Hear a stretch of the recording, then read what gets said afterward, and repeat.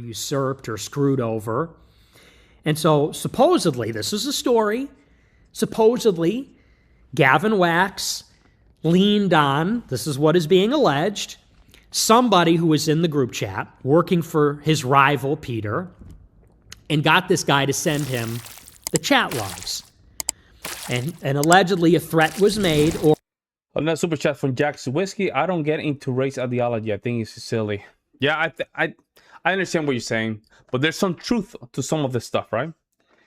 And I think you have to understand the truth, but don't get too blind where you become stupid as well, right? So I do understand that there's certain things that we need to acknowledge. Let's put it that way. And with those things being acknowledged, we have to understand that there's certain cultures that do benefit the United States and do benefit the Western world because we're sharing common values. Does that make sense? But not to get to the point where you're just blind, right? Like you're just completely blind. But now you're not using your IQ. You're just being emotional. I understand when it comes down to Vivek Ramaswamy, there's some concerns because he clearly stated that he's okay with foreigners coming in. That's a problem, right? Because a lot of these foreigners are not Vivek, right? Are just people that just want to take advantage of the system. So I do understand a lot of folks when it comes down to this. However, we have to be very careful, not get emotional, and just be blind by just, choosing a side because of the skin color. Because I'm telling you, you ask me, I'm very careful with that. But I do understand that there are certain cultures that they're not congruent with the Western world. We have to tackle that, and that does play. I'm trying to be very careful here. It benefits the United States. They have to have a very strong Western culture as a fundamentals. It benefits because it was built on that. To think otherwise is being dishonest. Because if you bring a lot of people from these countries that are not congruent with the Western world, in the long run, it's going to change the dynamic of the country. Does that make sense, Jackass? Let me know. Or implied that if this person did not comply, that Gavin would go after him for violating an NDA, which covered so much some sordid activities. This is what the streets are saying. These are the rumors. Not verified. These are allegations. Mm-hmm. So Gavin Wax leaned on a guy inside his rival's circle, this guy that apparently he believes usurped him. Gavin got the logs, and one of his people, or he himself, allegedly handed this over to Politico to blow up this guy's inner circle, because that was the group chat. It was the... Jackass with another $5 super chat says, I just like conservatives. I don't care what scheme my fellow conservatives have. I like thoughts. Yeah, I think that's the most... that's the right approach, right? You only talking with people with certain ideologies. And people with that kind of ideology is going to just align with you. So that's why I'm not worried about that. That's why I'm not worried in the long run. If conservatives really embrace conservatism, because it's going to be aligned with people with their own belief system. I do think that conservatives are scared to really live with those beliefs. And let me explain why.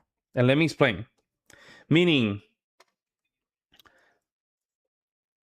making sure that our federal government is small. Making sure that we are really tackling the illegal migration. Happens to be a lot of conservatives, they still use illegal migration for their own work or their own jobs. They just benefit with the congressional seats. And we can talk about that as well. So we have to practice those conservative ideas in the real world to just see a lot of changes. Hey, thank you so much. Hey, I am fairly wealthy and like giving money to my fellow conservatives. Thank you so much, Jackass. We do what we can to protect the republic. That's what. If this little videos change things, it does change things in the long run. It's worth it. Thank you so much, Jackass. For this rival. And I would say the first thing about this story is, if this is true, thank you so much who for is at fault here? It's Gavin Wax. And I'm a big believer, and if you're engaging in this kind of petty, friendly fire nonsense, you should just be blacklisted. You just got to go. 100%. And by that, I mean, this cannot be tolerated in right-wing circles. This kind of friendly fire. I mean, read the room. Yeah. Charlie Kirk just got shot in the face by the left. And the tension is ratcheting up at these ICE facilities in Chicago and Portland. Like, this is where I stand for. This right here. This is my position right now. These people want us dead. Right here. And you think about the gravity of the situation we're in, to be going after and betraying your own people, which is people you know or did know, young white guys that are controversial, feeding that to the left. And by the way, in such a manner that reinforces political correctness. Because, of course, what is this story going to be used to say? They are running this up the flagpole, and this will have ramifications not just for the people involved immediately, but for everybody. Because they're going to put this out to Politico, and the headline is going to be, Generation Z, the young white men, are all Nazis. We have a Nazi problem. And what do you think this does for every under 30 white Republican, white man, conservative in politics? Huge target on their backs. This puts pressure on TikTok and X to censor. It puts pressure on Republicans to denounce and close ranks and tighten up. And it gives the left ammunition because it justifies, especially after what happened. Yeah, but it didn't happen like that. You see? He's right, though, but it didn't happen like that. Because I think that conservatives are starting to understand the landscape of the political environment that we are currently living. We're not living in 2016. We're past that. We're dealing with people that they cannot condemn violence. They cannot condemn bad speech. They cannot condemn a lot of the stuff. So by throwing these texts or these messages, usually conservatives will cave, but not this case. Not during this case. And when I saw the text myself, I was like, I don't care about this. I really don't care about this. I don't care what people from Montana, some young conservative from Montana had to say in a stupid private chat. I have no concern. That does not affect my livelihood. Well, illegal immigration does. Illegal immigration does. Keeping the inflation down. Make sure that the gas is low, the prices are low. That does affect my livelihood. Not some weird message in a telegram. Happened not just that Charlie Kirk was shot, but that so many of the left-wing people were punished for celebrating Charlie Kirk's death. I mean, read the room.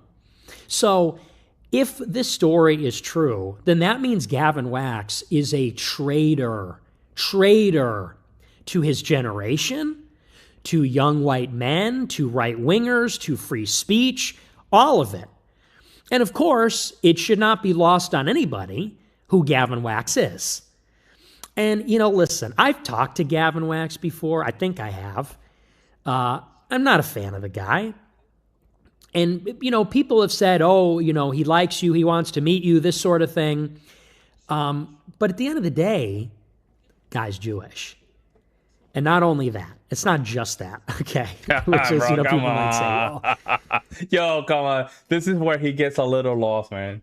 This is where he gets a little lost, I'm telling you. He's part of the Zionist Organization of America. Isn't he sent up to be in the World Zionist Congress in some kind of position? The guy's deeply embedded in pro-Israel politics. That's no coincidence. Think about the time and place. He's from New York City, Jewish. Hey, probably.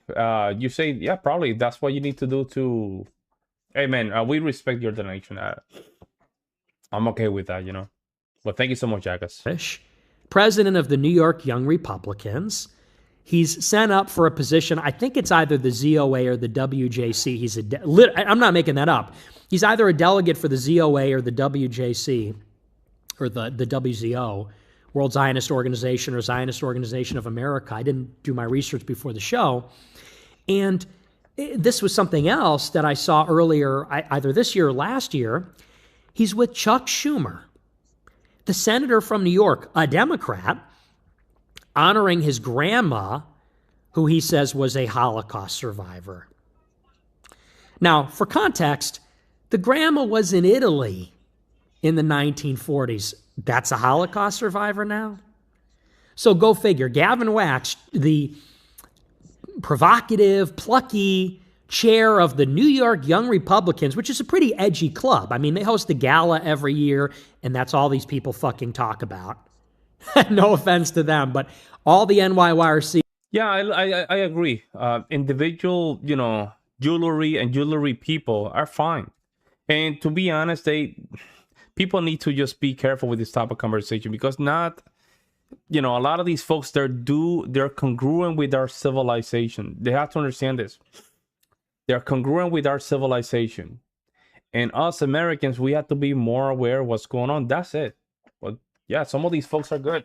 The jewelry people, they're good. Now, I personally have some weird experience back when I used to live in New York City, personally. But I do believe they're more congruent with our civilization. And you want to get into that. Yeah, of course, there's a lot of nuance to a lot of this. There's a lot of more inside baseball that we can get into it. But jewelries tend to be more congruent with our civilization. But I just don't understand why Nick also has to just go pro-Hamas, pro-Gaza, all that stuff. I just don't get it, man. That's one of the few things that we disagree on. Talk about is how, Jeremy Fragrance went to the fucking club one year, and it's like no one's ever heard of the end of it. But anyway, that's kind of like an inside joke. But so he's at this club. It's a pretty edgy club. Like Steve Bannon goes to their thing. Some of the rhetoric's a little edgy. And he's with the Senate minority leader, former Senate majority leader of the Democrats. That's bad, yeah. Another Jew from New York, Chuck Schumer, honoring his grandma, who he claims was in the Holocaust. She's from Italy. She's a Jew from Italy. She was in Italy during the Holocaust. And I saw that on Twitter. Yeah, that's kind of weird. That is kind of weird. You know a little bit of history. That's kind of weird. They posted it. It's like Chuck Schumer, Gavin Wax, and Gavin Wax's grandma. And my first thought is, that's a Holocaust survivor now? At least the other survivors could say, like, we went to an actual camp, Not to be glib, but it's like, at least you could say there's some plausible, okay, maybe you were there, maybe, who knows? Were you one of the ones that really got operated on by Mengele or whatever? or she was in Italy. That's the Holocaust now? Majority leader, former Senate majority leader for the Democrats. Oh, my bad. So where's the partisan, where's the factional dispute there? And so I saw that and I said, yeah, I don't care what anybody says. I don't like this guy. I don't trust this guy. It'd be one thing if he was just Jewish. Look, it's New York. A lot of Jews live there.